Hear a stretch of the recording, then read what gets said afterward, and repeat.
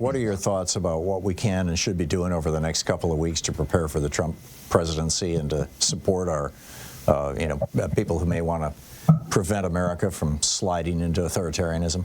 But really, I wish some national group would organize something around Martin Luther King Day, which is also the inaugural day, because I think it's a great contrast. And if we in 200 spots around the country had marches or speeches or talk about Martin Luther King Jr. On that the same day that Donald Trump is getting inaugurated, it gives us a great venue to provide that contrasting message. Also curious your thoughts on what just happened in Seoul, South Korea. I'm going to rant about this in the next hour. My take is that President Yoon declaring the state of emergency and then failing, and now he's facing calls for his impeachment, that the reason he failed is because in April, the parliament was taken over by the opposition party, kind of their equivalent of the Democratic Party. He's kind of their equivalent of the Republicans. And so he didn't have the political power in Congress that he needs. Trump doesn't have that problem. And although he did run, as a xenophobe and as basically a woman hater, I mean, he's referred to as South Korea's Donald Trump. He never really got the members of his party to come and bow down and kiss his ass the way that Donald Trump has this steady stream of people coming to Mar-a-Lago, to get on their knees. And it just seems like probably Donald Trump is taking the lesson from this that, he needs to really solidify his power before he declares a state of emergency and starts, having the military take over the. What are your thoughts? Well, don't forget, though, he's been through this before, right? So he's learned some lessons from when he couldn't get some things done in the last presidency, which I think is one of the problems, right? He's more prepared. He's come out with all his cabinet picks much earlier.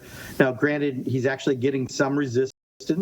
Which, given how wild these picks are, it should be expected. But given how little people will speak out against Donald Trump within the Republican Party, it was a little surprising. But we need more of it.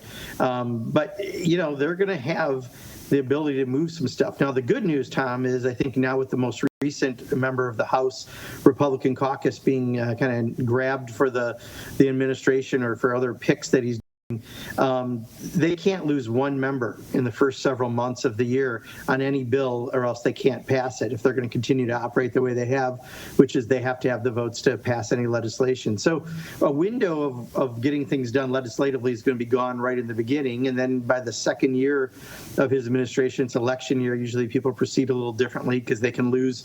The party in charge often loses in fall. So at least the window's tightening for legislative action, but we know there's going to be executive orders and other agency actions that we're going to have to be able to respond to. So I'm still real nervous. I think we all should be. I think we should be ready to buckle up. It's going to be a wild ride.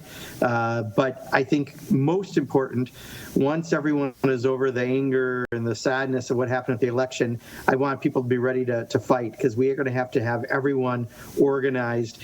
The Inauguration Day is also Martin Luther King Day. What a better contrast. I think we need to highlight that, and I don't know of a national group organizing around this yet, Tom, but what a great day to organize in contrast to the inauguration of Donald Trump, to organize around the country around Martin Luther King Jr. Day. I hope that something can happen around that front, because we need people to be ready and active to try to stop his agenda. Yeah, I'm with you. You say fight, what do you mean? To fight back on every single thing that they do that's an overreach. Like right now, putting someone from Fox News head of defense was obviously ridiculous. We may now be succeeding on that. Matt Gaetz was just a bad pick because of Republican internal politics. But this one actually, Pete Hegseth, I think, is even more important in that it really is showing that a really bad pick for an important position shouldn't happen. But we have Tulsi Gabbard, and we have maybe RFK Jr. and some others, too, that aren't the best picks. But he's going to do executive orders right away, and he's going to do things that are going to hurt people across the country. So we need to be able to stand and put pressure on our elected officials and the media to really try to put pressure on Donald Trump. So we've got lots of work to do. Yeah, that's an understatement. Yeah. And as a member of the press, I'm very concerned about they're both him and Musk saying that they're coming after us, but we'll see how it shakes out. We'll we'll see how it shakes out. Congressman Mark Pocan is with us. I will stop asking him questions and turn it over to you in just a moment. We'll be picking up your calls for Representative Pocan. Stay with us. It's Middays with Mark on the Thom Hartmann Program.